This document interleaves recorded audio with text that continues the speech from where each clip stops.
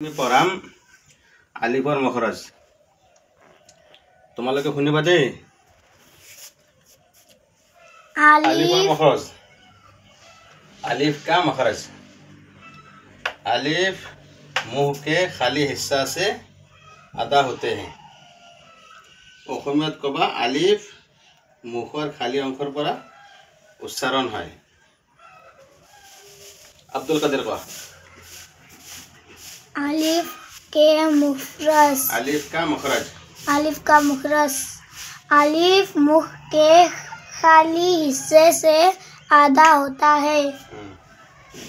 अलिफ मुखर खाली अंकर परा उच्चारण হয়। खादिजा কোৱা। खादिजा কোৱা। अलिफ का मुखरज।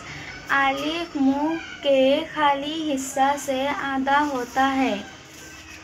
अलिफ मुखर खाली अंकर परा उच्चारण হয়। আমি সদায় এটা এটা কৈ দি থাকিম।